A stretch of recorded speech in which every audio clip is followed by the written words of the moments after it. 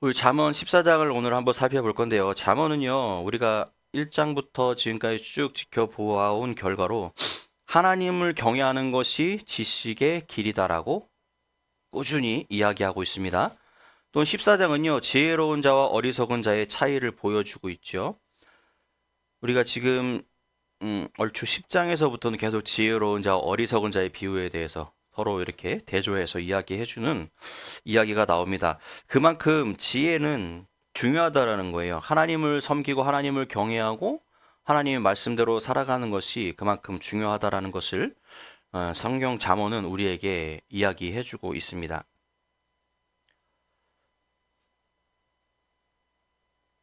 우리 인생은요, 매일 지난주에도 말씀드렸어요.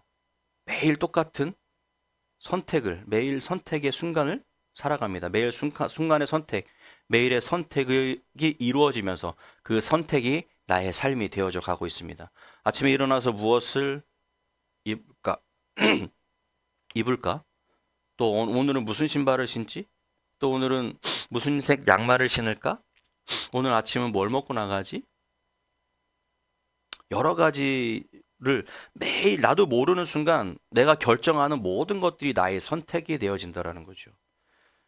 내가 오늘은 빨간색 양말이 마음에 들어서 딱 신고 나갔어요. 그런데 앵걸 오늘 하필 중요한 만남이 있었는데 갔는데 신발을 벗는데네 또. 하하. 나 오늘 기분이 꿀꿀해서 빨간색 양말을 신고 나왔더니 하필 또 신발을 벗는데요. 연인과 데이트를 갔는데 오늘 멋부린다고 스타킹을 신고 부츠를 신었어요. 근데 남자의 선택 어딜 갔을까요? 신발 벗고 들어가는데. 여자들이 제일 싫어하는 상황이죠. 스타킹을 신었어요. 부츠가 무릎까지 올라오는 부츠를 신었어요. 그런데 꼭 신발을 벗고 들어가야 하는 곳으로 남자가 인도합니다. 자기야, 여기가 엄청 맛있는 데래. 자기, 다음에 가면 안 될까? 여자는 그 상황을 모면하려고, 피하려고 하고, 남자는 자기야, 여기 엄청 맛있는 데래. 나 자기를 위해서 엄청 고민하고 선택했어. 센스 있는 남자라면 그날의 복장을 보고, 알아차려야겠죠. 알만하신 분들은, 여성분들은 제가 무슨 말 하는지 알 거예요. 그죠? 남자들은 끝까지 모르는 사람도 있을 거고, 그게 왜? 벗고 들어가면 되지. 그게 왜? 그런데 여자들만 알아듣는 이야기들이 많죠. 그런 잘못된 선택. 그러면 여자는 나 집에 갈래. 개그풀에서 많이 봤죠. 나 집에 갈래. 왜? 몰라요. 남자는. 그죠? 그만큼 선택은 중요합니다. 일상에서 아무것도 아닌 순간에 내 선택으로 인해서 그 삶의 방향이 전혀 엉뚱한 곳으로 흘러갈 수도 있다라는 거예요. 뭐 비단 드라마에서 그런 장면들이 많이 나와요. 그 주인공의 선택에 따라서 많은 방향이 바뀌기도 해요. 굳이 저런 선택을 한다고 했는데 드라마라서인지는 모르겠지만 굉장히 엉뚱한 전개로 성공하는 전개로 이루어지기도 하고. 그죠?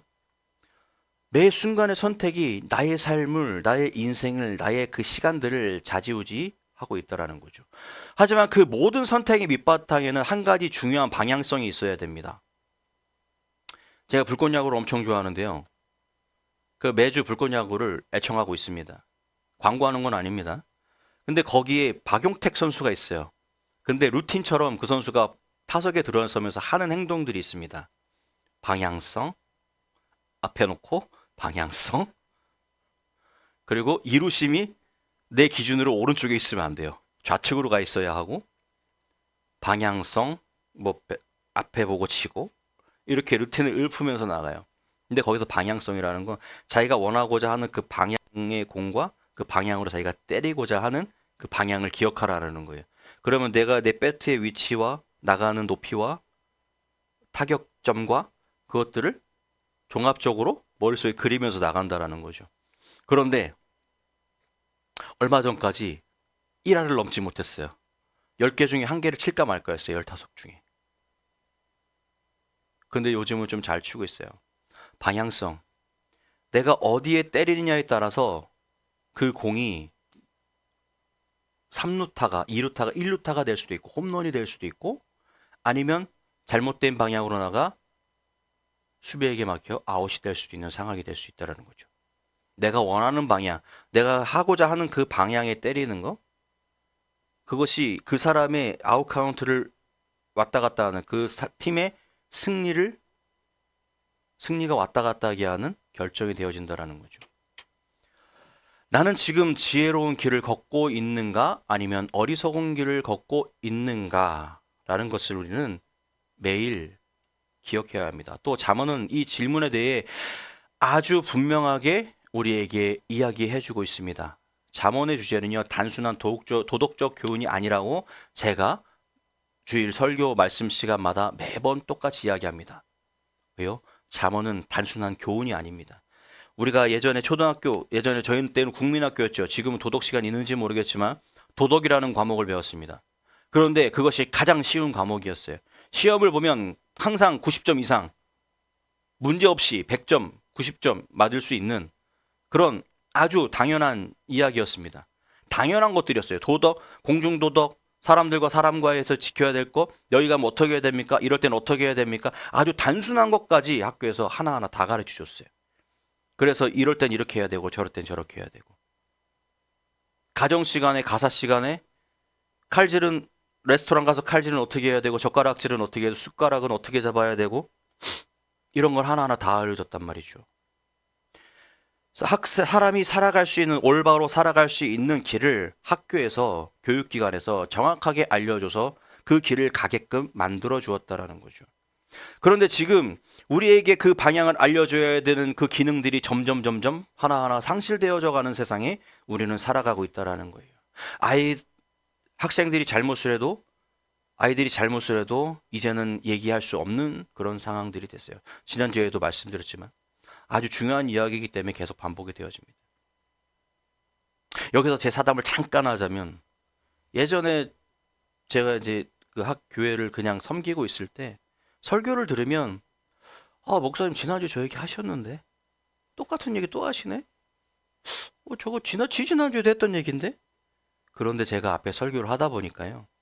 목사가 돼서 설교를 하다 보니까 또 부교육자로 있을 때는 설교할 수 있는 시간이 많지 않았는데 이제 교역자가 돼서 교회를 담임하고 있는 상황에서 설교를 하다 보니 똑같은 내용이 반복되어질 수밖에 없는 구조가 만들어지더라고요.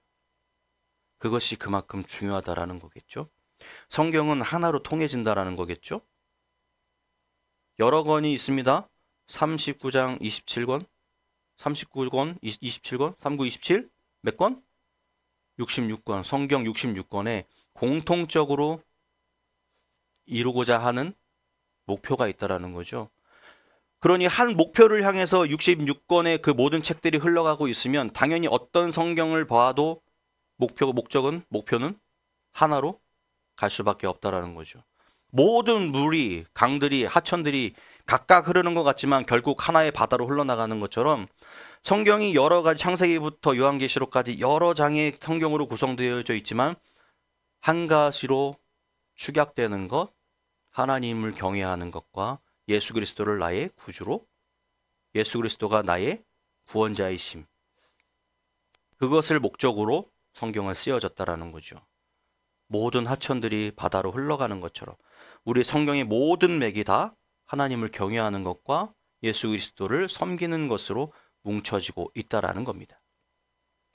지식이나 경험의 차원이 아니라 하나님을 경외하는 삶, 그것이야말로 참된 지혜의 시작이라고 성경은 우리에게 가르치고 있습니다. 지혜는 단순히 똑똑한 것이 아닙니다. 지혜로워야 된다, 너 똑똑해야 된다는 얘기가 아니에요. 하나님이 보시기에 옳은 길을 선택하는 것이 바로 지혜이고 능력이라는 겁니다. 그러면 아주 단순하겠죠. 하나님 원하시는 길은 무엇인가? 성경에 나와 있는 이야기, 성경에 나와 있는 가르침, 그것들을 따르는 것이 지혜이고 그것을 따르는 것이 옳은 길이라고 잠언은 우리에게 계속해서 이야기해주고 있는 겁니다. 그럼 오늘 본문 잠언 14장을 통해서 지혜로운 사람과 어리석은 사람의 삶을 여러 가지 주제로 비교하면서 우리에게 어떤 인생의 집을 세울 것인가를 묻고 있습니다. 여러분, 지혜로운 사람은 말씀 위에 집을 짓고 어리석은 사람은 감정 위에, 모래 위에 집을 짓습니다. 오늘 이 말씀을 통해서 여러분 각자가 지금 어떤 기초 위에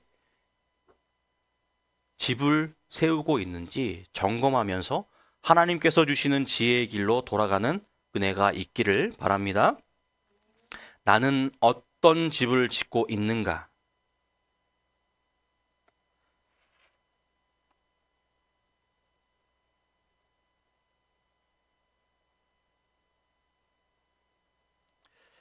지혜로운 자와 어리석은 자의 삶에 대해서 1절에서 9절까지 이야기하고 있습니다. 지혜로운 자는 집을 세우고 어리석은 자는 집을 무너뜨린다라고 1절에 말합니다. 지혜로운 여인은 자기의 집을 세우되 미련한 여인은 자기의 손으로 그것을 허느니라, 무너뜨린대요. 이 구절은요, 지혜의 본질을 아주 가장 단순하게 보여주고 있다라는 거죠. 지혜는 세우는 힘이 있습니다. 하지만 어리석음은 무너뜨리는 능력이 있습니다. 지혜로운 말 한마디로 사람을 세울 수도 있고요. 한 행동으로 가정을 세울 수도 있고, 한 결정으로 그 공동체를 일으킬 수도 있고요. 내 말 한마디로 사람을 살아나게 할 수 있다라는 것이죠. 그가 그렇게 하는 자가 바로 지혜로운 사람이에요. 나를 세우는 것이 아니라 내 주변을 세워서 살아날 수 있게 하는 사람. 내가 가는 곳은 살아나고, 내가 가는 곳은 즐겁고, 내가 가는 곳은 화평이 흐르는 사람.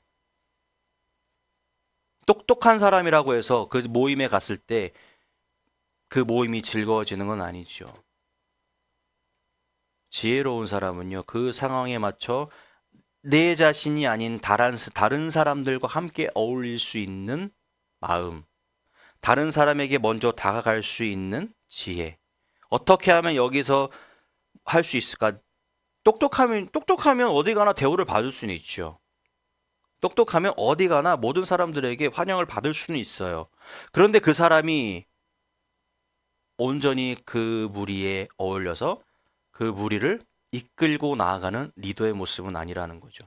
리더는요, 똑똑한 사람이 리더가 되어지는 것이 아니라 지혜로운 자가 리더가 되는 겁니다. 이 시대는요, 똑똑한 사람이 너무 많아요. 이 시대에는 박사님들이 얼마나 많은데요. 석학들이 얼마나 많은데요. 수학 천재들이 얼마나 많은데요. 근데 그들이 이 시대를 이끌고 가는 리더자들일까요? 전부 다? 아니요. 지혜로운 자가 이 시대의 리더가 되어지는 거예요. 지혜로운 자가 아무리 똑똑해도요, 대통령이 될 수가 없어요. 아무리 대단해도요, 미국 대통령 될 수 없어요. 그럼 그들은 뭘 했냐? 주변을 만지고 주변과 함께하는, 내 주변의 사람들을 아우르는 힘이 있는, 리더로서의 자격이 있는 자들이 리더의 자리에 올라갈 수 있다라는 거예요.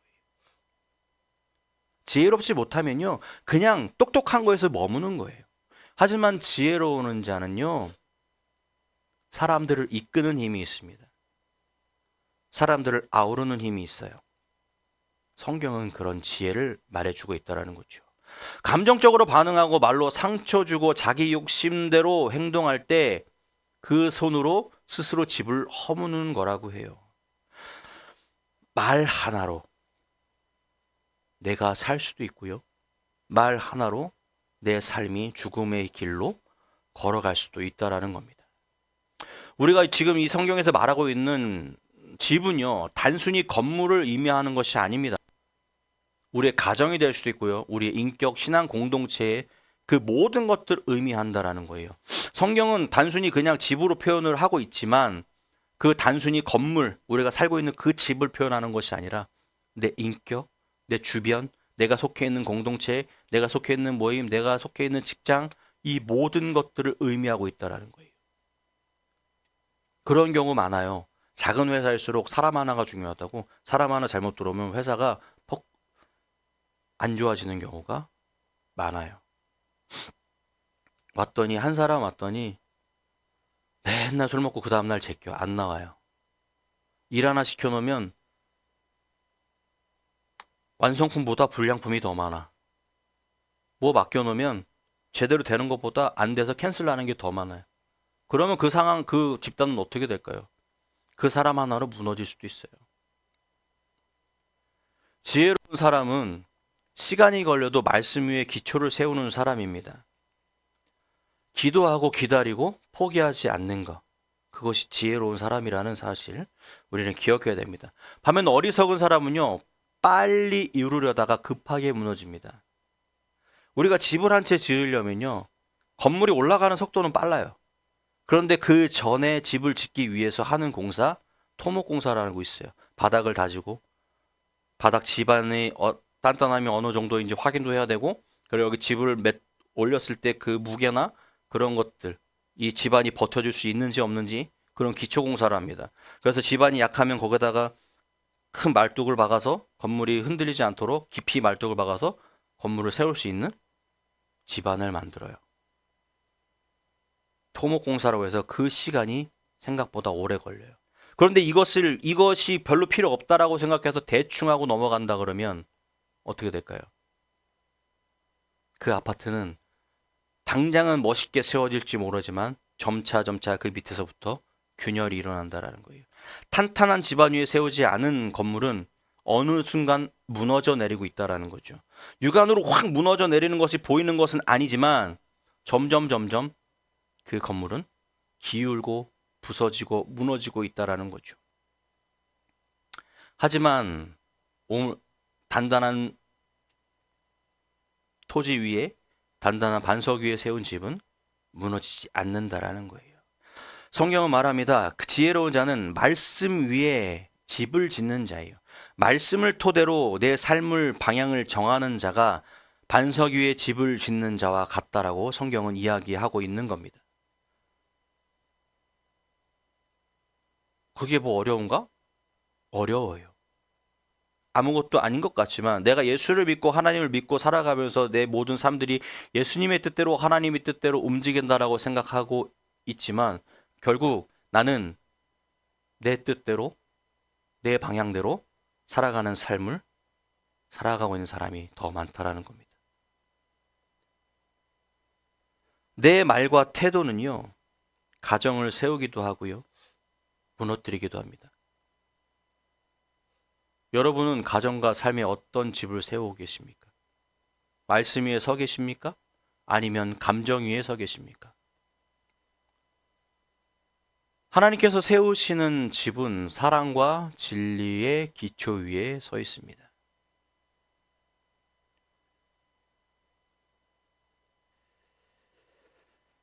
입술의 말과 지혜, 입술을 통해서, 입술에서 나오는 말, 그리고 지혜. 잠언 14장은요, 여러 번 말의 중심을 강조합니다.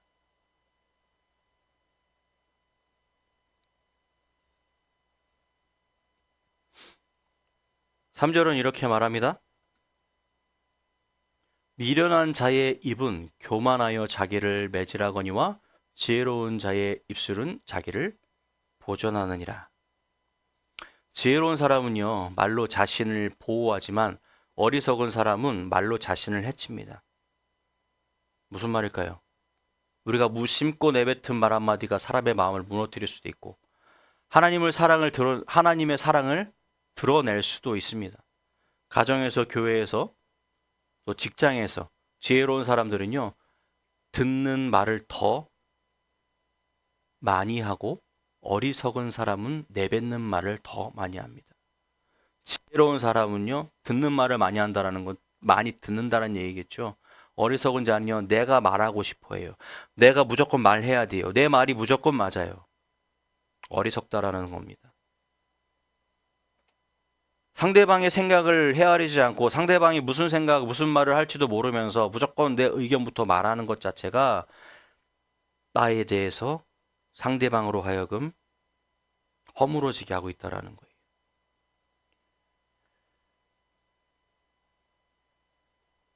이런 말이 있습니다. 말은 칼보다 강하다. 칼은 몸을 상하게 하지만 말은 마음을 죽일 수도 있다. 여러분, 몸이 무너지면, 몸이 다치면 고치면 돼요. 찢어지면 꼬매면 됩니다. 마음의 상처가 나면 물리적으로 치료할 수가 없어요. 말은 그만큼 마음이 죽으면 몸 또한 지쳐갑니다. 우리 그런 거 많이 보잖아요. 흔히 이제 암 환자들이 그런 경우가 많죠. 내가 암이라는 것을 몰랐을 때 되게 건강해요. 근데 좀 몸이 안 좋은데 그래도 뭐 괜찮아. 그러고 지내다가 어느 날 갑자기 병원에 가서 암입니다. 암 몇 기입니다. 그러면 여기서 무너지는 사람이 있고 거기서 그것을 견디고 이겨내는 사람이 있어요. 그런데 그 둘의 결과는 전혀 다른 결과를 나타냅니다. 똑같은 약과 똑같은 치료를 하지만 그 말을 듣고 마음이 무너져 내리는 사람은요, 아무리 좋은 약을 써도 건강해지지 않아요. 하지만 내가 이것을 꼭 이겨내리라라는 마음을 가지는 사람은, 마음이 단단하게 다져지는 사람은 그 병을 이겨낸다라는 거예요. 아무리 불치병이라고 얘기하는, 고치기가 어렵다고 얘기하는, 재발성이 매우 위험한 병일지라도 그거를 감당하는 사람의 마음에 따라 그 병도 이겨낼 수 있다라는 겁니다. 그만큼 우리의 마음이 중요하다라는 거예요. 내가 생각하는 거, 내가 다짐하는 것이 그만큼 중요하다라는 사실입니다. 그렇기 때문에 말은 칼보다 강하다. 말은 마음을 상처를 낸다라는 말이 그만큼 무섭고 그만큼 무게가 있는 말이라는 사실입니다. 여러분, 오늘 우리가 사용하는 언어는요, 세움의 언어입니까? 아니면 무너뜨림의 언어입니까? 잘 알고 있군요.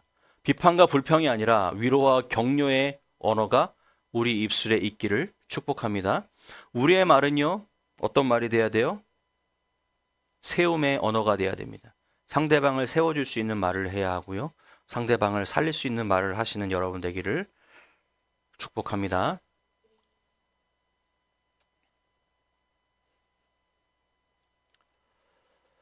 하나님을 경외함이 지혜의 중심이다. 여호와를 경외하는 자에게는 견고한 의뢰가 있나니 그의 자녀들에게 피난처가 되느니라.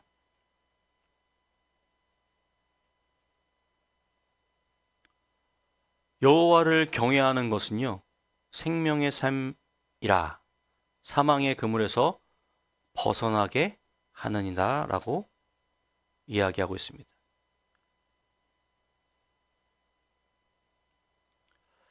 지혜의 핵심은요, 결국 하나님을 경외하는 것입니다. 이 말은요, 단순히 두려워하는 감정이 아니라 하나님을 존중하고 그분의 말씀을 삶의 기준으로 삼는 것을 의미하고 있다는 거죠. 여호와를 경외하는 사람은 어떠한 상황 속에서 흔들리지 않습니다. 왜요? 내 목표가 굳건하기 때문에. 내 삶의 중심이, 내가 살아가는 모든 것들이 하나님의 기준인 사람은 흔들리지 않는다라는 거죠. 그의 신뢰는요, 사람에게 있지 않고 하나님에 있기 때문입니다. 우리가 무너지고 우리가 다치고 우리가 연약해지는 것은 하나님을 신뢰하는 것이 아니라 사람을 신뢰하고 나의 삶을, 내 선택을 신뢰하고 있기 때문에 우리는 무너져 내린다라는 거예요. 근데 하나님을 의지하고 하나님 예수 그리스도를 의지하는 사람들은요, 실패해도 무너지지 않습니다. 다시 하면 되지, 기도하면 되지, 힘을 내고 다시 일어나는 힘이 있다라는 겁니다. 왜요? 하나님께서 다시 하면 하나님께서 일으켜 주실 것을 알기 때문에, 하나님께서 그렇게 하실 거라는 것을 내가 신뢰하기 때문에, 내가 믿기 때문에 우리는 다시 일어날 수 있는 힘을 공급받을 수 있다라는 겁니다. 인생의 폭풍이 와도 그 믿음의 집은 무너지지 않습니다. 이 시대의 문제는요, 지식의 부족함이 아닙니다. 이 시대는요, 지식이 넘쳐납니다. 이 시대는요, 아주 풍부한 지식들을 가지고 있어요. 하지만 하나님을 경외하는 마음의 부재가 문제라는 거예요. 스마트폰만 열면요, 많은 지식들이 흘러나옵니다. 컴퓨터만 키면요. 예전에는 알지 못했던 지식들이 어마어마하게 나와요. AI가 발달되면서 예전에는 AI가 발달되기 전에는 포털 사이트에다가 뭘 물어보면 사람들이 글을 쓰고 사람들이 했던 이야기들을 중점적으로 그 문제점을 찾아줬어요. 그런데 지금은 초록색 검색창에다가 어떤 뭘 몰라서 치잖아요. 그러면 그걸 AI가 분석해서 AI 답변이 맨 위에 나와요. 차가 문제가 있을 때도 이 차 이게 무슨 고장일까 물어보면 AI가 그에 대한 답변을 해줘요. 지금은요, 지혜가 흘러 넘치는 시대입니다. 아니, 지식이 흘러 넘치는 시대입니다. 내가 모르는 거요? 손가락 몇 번만 까딱까딱하면 금방 찾아낼 수 있어요.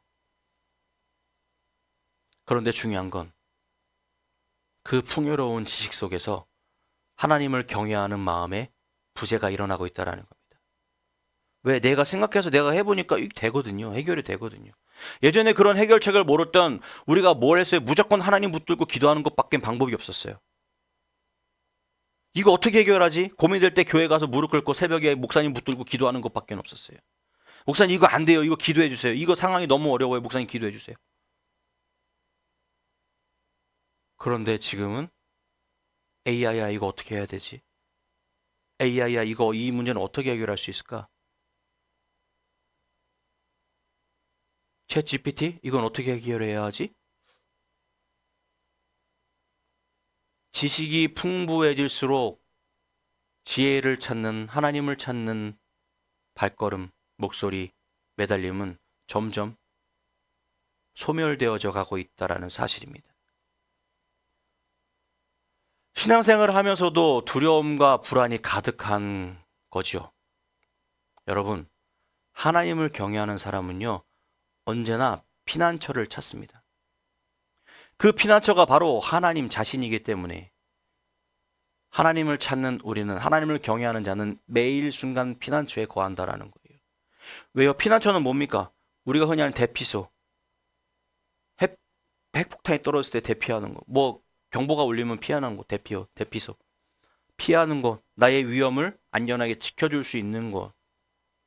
우리의 삶에서 하나님을 찾고 하나님을 경외하는 것은 내 삶의 피난처가 되시는 하나님, 내 삶을 막아주시는, 어려움을 막아주시는, 내가 쉴 수 있는 곳, 내가 쉴 만한 곳이 바로 하나님, 그 피난처가 하나님이시기 때문에 내가 하나님을 찾는 건 내가 피난처에 들어가는 것이고, 피난처에 거하는 동안은 어때요? 안전함을 보장받을 수 있다는 거죠. 기도가 어려울 때요, 예배가 무의미하게 느껴질 때, 그 순간이 바로 하나님께 다시 나아가야 할 때이라는 겁니다. 하나님 앞에 다시 나아가는 것, 그것이 우리에게 부재되어져 있는 모습이라는 거예요. 풍족하고 풍성하고 풍부한 시대를 살아가면서 점점 우리에게 그 하나의 결핍이 나타납니다. 하나님에 대한 부재. 가장 중요하게 여겨야 될 것이 이제는 아주 가장 소홀히 여겨지는 대상이 되어져 가고 있다는 거예요. 왜요? 우리가 만들어 놓은 세상이, 우리가 만들어 놓은 지식이, 우리가 만들어 놓은 인프라가 나의 삶을, 나의 피난처를 대신해 주고 있다라고 생각해요. 그런데 정작 중요할 때는 그것들이 나의 올바른 피난처가 되어지지 않아요. 지금은 내가 여기서 막 이렇게 해서 잘 되고 잘 되는 것이, 잘 되는 거야. 이 사람도 나 도와주고 저 사람도 나 도와주고. 그런데 정작 내가 어려울 때 그 사람들은 어떻게 해요? 고개 돌려요. 등 돌려요. 나를 끝까지 도와주지 않습니다. 그럼 그때 누굴 찾아요, 우린? 다시 하나님을 찾아요. 풍족하고 여유로울 때는 하나님을 떠나 있다가, 어리석게도 떠나 있다가, 내가 선택하고 내가 가지고 있는 지식들이 전부라고 생각하고 살아갈 때 잘 되던 그때 하나님을 외면하고 하나님을 등 들고 있던 내가, 믿었던 그들이 나를 등 돌리고 나를 떠나가는 순간 나는 다시 하나님을 찾아요. 왜 그럴까요? 믿을 구석이 하나님밖에 없다라는 것을 그때 깨닫는 거예요. 풍족할 때 깨닫지 못하다가, 여유로울 때 깨닫지 못하다가, 무너지고 바닥에 주저앉았을 때, 힘들 때 엄마를 찾고 힘들 때 아빠를 찾는 것처럼, 아무 문제 없을 때는 지들 잘난 줄 알고 잘 살아가요. 자녀들. 이런 말을 하는 저도 마찬가지죠. 하지만 정작 어려울 때 누굴 찾아요? 정작 힘들 때 누가 생각납니까? 엄마가 생각나요. 아빠가 생각나요. 얼마 전에 인기리 방영됐던 폭삭 속았수다의 아이유가 했던 애순이와 금명이가 나왔는데, 이 금명이라는 이 아가씨가 엄청 힘든 시기를 보내요. 사랑하던 남자친구와 결혼이 파혼을 하고 너무 막 지쳐서 이제 점점 피폐해져 가는 그 순간 엄마를 찾아가요. 아빠를 찾아갑니다. 그래서 마지막 대사가 그거였어요. 집이 나오면서 엄마 아빠는 내가 이 세상에서 100g도 사라지는 것을 용납하지 않았대요. 단 1g도 이 세상에서 사라지는 것을 원하지 않았다라는 거예요. 그 부모가. 내 자식이 힘들고 지쳐서 나에게 찾아왔을 때 그 부모는요, 그 자식을 탓하는 것이 아니라 감싸 안아주었다라는 거죠. 하나님은 우리에게 그런 분이라시라는 거예요. 근데 희한하죠. 내가 잘 될 때 하나님을 등 돌리고 있다가 내가 힘들 때 다시 하나님을 찾으면요, 하나님은 나를 다시 반겨주세요. 그래, 수고했다. 돌아온 탕자처럼. 그 아버지의 재산을 뚝 떼가지고 도망갔다가 나갔다가 그거 다 탕진하고 거지가 돼서 돌아왔는데, 그 아버지는 그 아들을 어떻게 해요? 옛다 저리 가라 발로 뻥 차는 것이 아니라 잘 왔어 아들아. 그동안 밖에서 얼마나 고생이 많았니? 잘 왔다 아들아. 하나님이 그런 분이시라는 거예요. 돌아온 탕자는요, 그냥 그 시대의 그 이야기가 아니라 그 이야기는 바로 지금 우리의 삶의 현실에서 일어나고 있다라는 겁니다. 아버지 재산 가지고 나가서 내가 잘난 것처럼 그거 막 떵떵거리고 살다가 어느 순간 보니까 다 무너졌어요. 하나도 없어요. 남은 게 없어. 그래서 다시 생각나는 건 아버지밖에 없네. 어떡할까요? 다시 아버지를 찾아가는 수밖에 없겠죠. 그런데 자식은요, 돌아가면서 그런 이런저런 생각을 하겠죠. 아, 가는데 다시 쫓겨나는 거 아니야? 가는데 아버지한테 엄청 혼나는 거 아니야? 아버지가 나 내쫓는 거 아니야? 자식으로 생각하지도 않는 거 아니야? 그러니 가서 그냥 종이라도 좋으니까 밥만 먹고 살게 해달라고 해야 되겠다. 이런 마음으로 탕자는 돌아가요. 그런데 그 아버지는 어떻겠습니까? 매일 먼 곳까지 나와서 집으로 돌아오는 그 길에 서서 아들을 기다리고 있었어요. 그가 거지꼴로 돌아왔을 때 집에 하인들에게 시켜서 가장 좋은 옷을 가지고 오고 가장 좋은 소를 잡아서 가장 좋은 음식을 만들어라. 집 나갔던 내 아들이 다시 돌아왔다. 잔치를 베풀 거야. 내 아들이 다시 돌아왔어. 이 얼마나 기쁜 일이냐. 내 아들이 다시 돌아왔다. 제일 좋은 옷을 가지고 와. 근데 이 자녀는 아버지가 나를 외면하고 받아주지 않을까 두려워.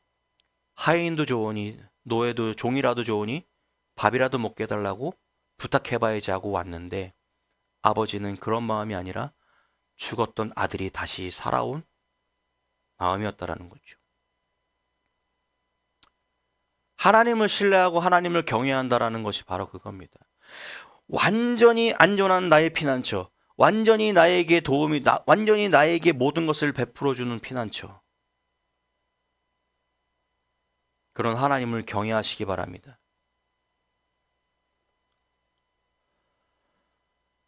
21절 31절은요. 가난한 자를 업신 여기는 자는 그를 지으신 주를 멸시하는 자요. 궁핍한 자를 불쌍히 여기는 자는 주를 공경하느니라 라고 이야기합니다.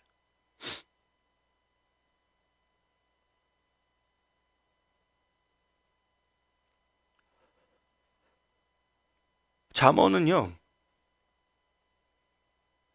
지혜는 언제나 행동으로 나타난다라고 합니다. 하나님을 경외하는 사람은요, 사랑을 합니다. 그의 지혜는 고상한 말이 아니라 실제 삶의 자비로 나타난다는 거죠.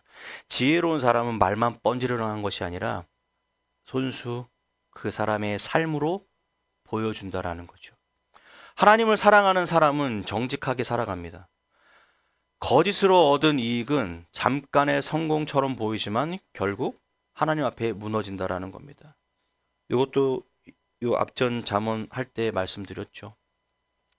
부당하게 얻은 이익은 어느 순간 나도 모르게 흩어져 나간다라는 거. 왜요?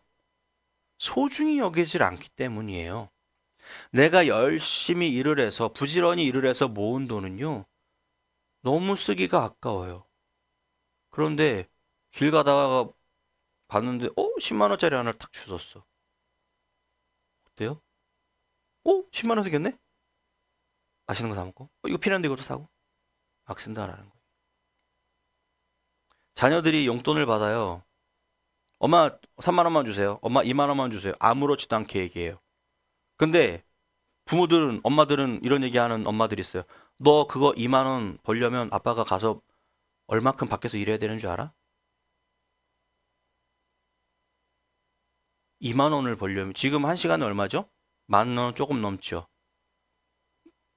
알바생이 10,000원을 벌려면 그냥 대충 12,000원, 한 시간에 12,000원 준다고 생각하면 그 12,000원 벌기가 쉬울까요? 맥도날드로 기준을 잡아봅시다. 그 한 시간 임금은 맥지수라고 예전에 얘기했어요. 한 시간 일해서 맥도날드 햄버거를 사 먹을 수 있느냐? 사 먹을 수 없느냐? 그것이 임금의 차이를 나타줬었어요. 맥지수라 그래서. 예전에 우리나라도 한 시간 알바 뛰어봐야 맥도날드 세트를 사 먹지를 못했었어요. 근데 지금은 무난히 사 먹을 수 있는 그 금액이 됐죠. 그 한 시간을 벌려면 햄버거를 몇 개를 만들어야 될까요? 그 한 시간에 그 12,000원을 벌려면 몇 번의 테이블을 닦아야 되고 몇 번의 감자튀김을 튀겨야 되고 몇 번의 햄버거를 싸야 될까요? 가늠할 수 없다라는 거죠. 그만큼 돈의 가치는 크다라는 거예요. 내가 얼마큼 노력하냐에 따라서 야 니네 둘이 떨어져 앉으세요. 티격태격 할 거면. 응?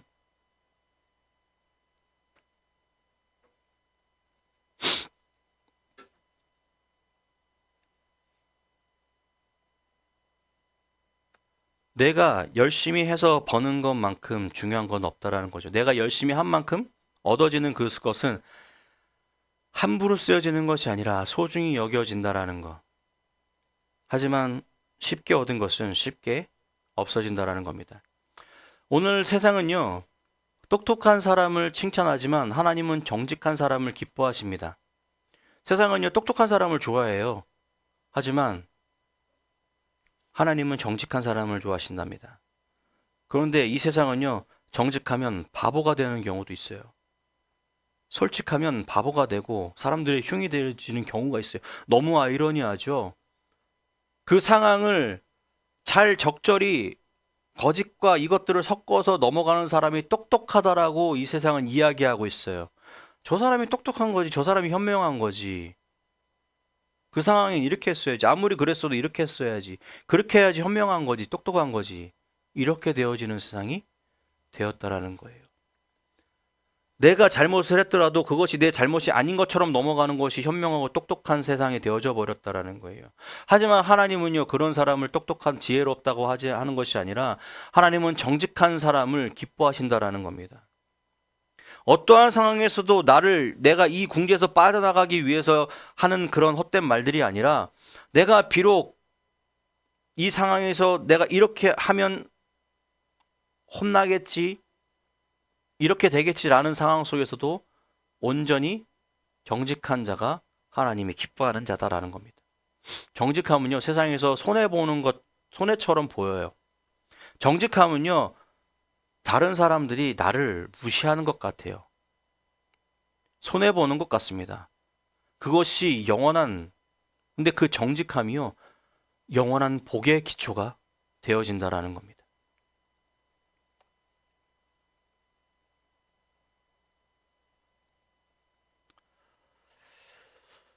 우리는요, 잠언 14장은요, 인생의 두 길을 우리에게 보여줬습니다. 지혜의 길과 어리석음의 길. 지혜로운 사람은 하나님을 경외하는 사람이고, 그분의 말씀 위에 인생을 세우는 사람이 지혜로운 사람입니다. 하지만 어리석은 사람은요, 자기 생각과 감정, 세상의 기준을 따르다가 결국 무너진다라는 거예요. 하나님을 경외하면 그분의 말씀 위에 내 인생을 세웁니다. 하나님 말씀 위에, 하나님 위에 내 인생을 설계하고 세운다면 내 인생은, 내 삶은 결코 무너지지 않는다라는 겁니다. 하지만 어리석은 사람은요, 내 생각에 여기가 좋은 것 같아, 이 바닥이 좋은 것 같아. 얼마 전에 글을 하나 썼죠. 아브라함과 룻이었나요? 룻은 어땠습니까? 자기가 원하는 곳으로 갔어. 저 가 보니까 좀 도시도 좋아 보이고 저 이쪽으로 갈게요. 자기의 기준으로 판단을 했습니다. 하지만 아브라함은 어땠나요? 하나님의 뜻대로 방향을 틀었어요. 자신의 생각으로 방향을 틀어갔던 룻은 어떻게 됐을까요? 결국 그 삶의 말로는 뭐였어요? 소금 기둥이 되어 소돔과 고모라의 사건이 일어납니다. 타락하고 보기 좋아 보였어요. 살기 좋아 보였어요. 그곳으로 갔더니 결국 내 선택을 따랐더니 어떻게 됐어요? 하나님께서 구해주겠노라, 살려주겠노라, 저곳에 의인이 한 명이라도 있다면 살려주겠노라 했고 뛰어. 그런데 절대 뒤돌아보지 마. 뒤돌아보지 말라고 했던 이유는 뭘까요? 거기에 미련 두지 말라는 이야기예요. 지금 불타고 있는, 유황불이 떨어지고 있는 그곳을 그곳을 안타까워하지 말라는 이야기죠. 사람은요, 급박한 상황에서 탈출구가 생겨도 내가 놓고 나온 것이 아쉬워서 내 목숨이 왔다 갔다 하는 상황인 것을 알면서도 내가 놓고 온 것이, 내가 살고 있던 그 터전이, 그곳이 아쉬워서 뒤를 돌아본다라는 거예요. 하나님의 말씀이 나를 이끌고 있음에도 다시 내가 놓고 온 그것이 안타까워서 뒤돌아보고 있다라는 겁니다.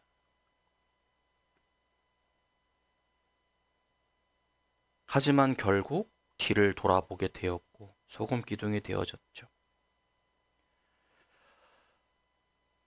어리석은 사람은요, 자기 생각과 감정, 세상의 기준을 따라갑니다. 그러다 결국 무너지지요. 오늘 여러분들의 삶은 어떻습니까? 지식이 넘치지만 지혜는 부족합니다. 정보는 많지만 분별은 점점 사라지고 있습니다. 그래서 지금 우리에게 가장 중요한 것은요, 새로운 정보, 새로운 지식이 아닙니다. 하나님을 경외하는 지혜가 지금 우리에게 가장 중요하다라는 것을 우리는 알아야 합니다. 지혜는요, 머리에서 시작되지 않고 마음에서 시작되어집니다. 하나님을 사랑하고 그분의 말씀에 순종하고 그분의 뜻을 따라 사는 것이 바로 지혜라는 것. 내 생각이 아니라 하나님께서 주시는 말씀을 통해서 살아가고자 노력하는 삶, 그것이 지혜로운 삶이라는 것입니다. 가정에서는 사랑으로